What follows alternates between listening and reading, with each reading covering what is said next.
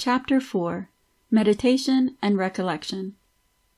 Recollection, which is something practical people are encouraged to learn nowadays, is essentially about controlling your focus with your willpower. It's not just some mysterious thing. In different ways, everyone who wants to control their own thoughts and mind needs to do it. It's the first big step in educating your awareness. However, many individuals tend to overlook this because they may not prioritize the development of their higher mental faculties. They're fine with their thoughts wandering aimlessly, and they don't try to control them. Unless they're driven by a strong desire for deep meaning in things, like in religion, philosophy, or art, they rarely figure out how to intentionally concentrate their mind.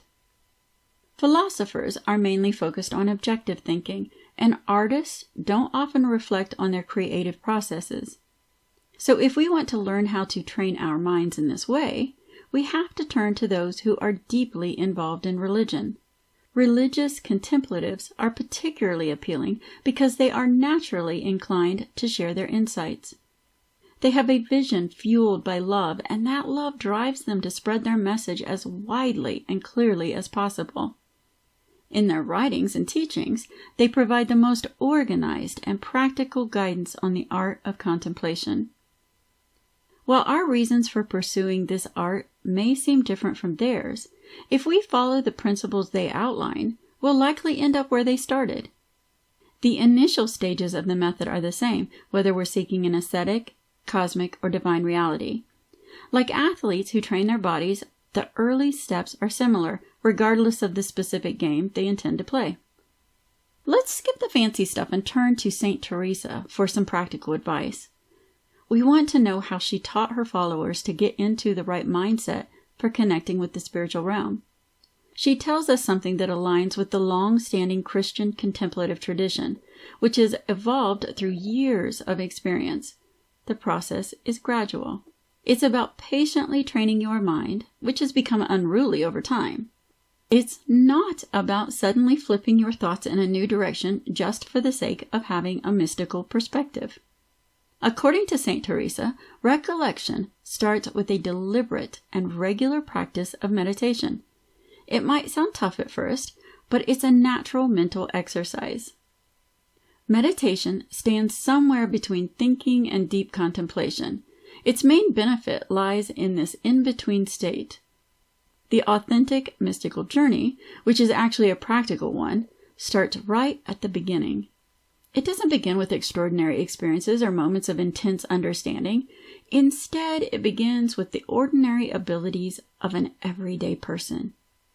Teresa, when teaching her students about meditation, doesn't ask them to engage in complex and profound intellectual exercises. She simply asks them to observe and pay attention.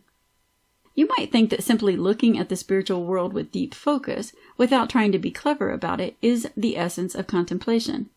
Some of the best descriptions of contemplation refer to it as a loving sight, like peering into heaven with a spiritual eye. However, at this early stage of the journey to understanding reality, you're not asked to look at anything new or explore the depths of existence. Instead, you're invited to gaze at the usual intellectual concepts, labels, formulas, objects, and ideas, even external symbols that you've always known. You're not yet ready to discover new horizons. Your task is to re-examine the familiar furniture of your mind. This exercise helps you develop a skill and control over your focus, which you'll later apply to more profound purposes. At this stage, it's about considering that familiar furniture, as the Victorines called this initial training, and gaining a clearer perspective on it. It's like stepping back from the daily chaos of life and observing how things work.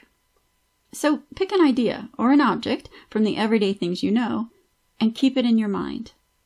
You've got plenty of choices here. Anything that exists can be a meditation subject that suits you. There's a universal aspect to everything you think about, even if it seems specific or concrete. And even in the most logical ideas, your meditative mind can find a touch of imagination. Reason has moons, but moons not hers, lie mirrored on her sea, confounding her astronomers, but oh, delighting me. Emily Dickinson. Even everyday things that stimulate our senses can also nurture our inner selves. Have you ever seen a cat deep in thought, fixated on chasing an imaginary mouse? Well, even that can be a source of spiritual reflection. If you're inclined towards philosophy, you can go beyond these relative views of reality and contemplate concepts like time, succession, or even the idea of existence itself. You can also reflect on human connections, the cycle of life from birth to death, nature's beauty like flowers and rivers, or the ever-changing patterns in the sky. Your own emotions can provide you with thoughts about love, joy, peace, compassion, conflict, and desire. If you're drawn to religion, there's a vast and captivating realm to explore. You can choose to contemplate anything from simple religious icons to the profound mysteries of faith.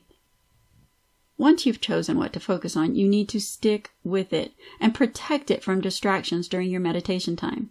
No matter how sneaky these distractions may be, even if they seem spiritual or profound, you must keep your chosen subject in your mind's eye. You'll have to keep returning to it, especially when distractions try to snatch it away. At some point, you might start feeling restless or doubt your ability to concentrate. When this happens, you need to resist these feelings with determination. The first 15 minutes of meditation can feel like a battle, showing you just how unruly your attention can be, how untrained your willpower is, and how far you are from being in control of your own thoughts. This experience should also highlight the difference between real time, the continuous flow of life, and the measured seconds on a clock.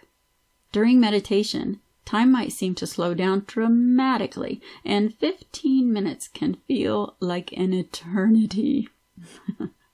Your awareness shifts to a slower rhythm, and you haven't fully adapted to this solemn pace yet.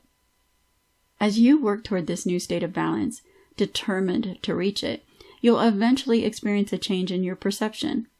It may happen in a way you can't quite explain, but you'll realize that you've somehow shifted into a different way of seeing and relating to the world.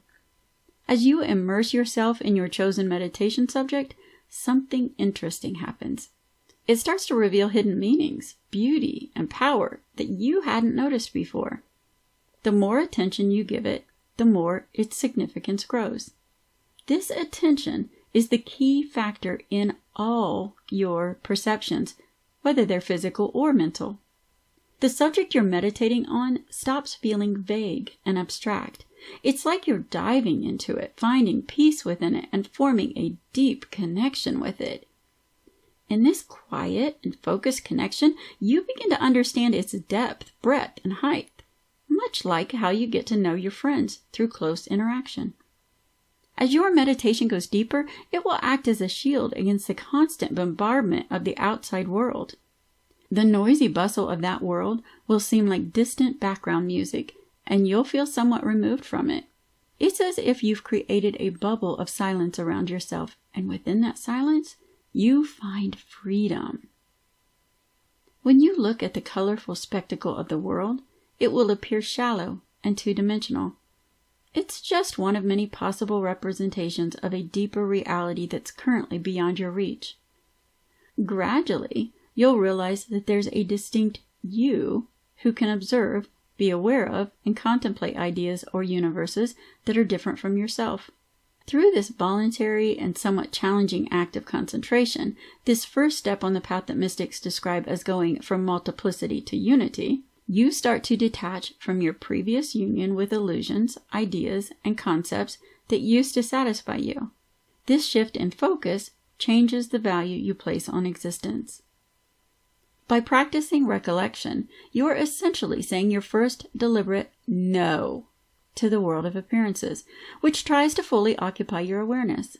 This no makes it possible for some connection between your consciousness and the world of ultimate reality. Now take this new purified and broadened perspective and turn it inward, toward yourself. Observe your own existence from a fresh perspective and willingly embrace the feelings of wonder, humility, joy, and perhaps even deep shame or sudden love that fill your heart as you introspect. Do this patiently, day after day, consistently reclaiming your wandering attention and striving for a simpler way of seeing. Over time, you'll discover something within you, something beyond the complex and conflicting desires of everyday life. You'll learn to recollect, gather, and use this inner essence to bring about a new way of living. This recollection, then, is the remembering of your core self prior to its conditioning and socialization. For the first time, you'll truly understand your own soul.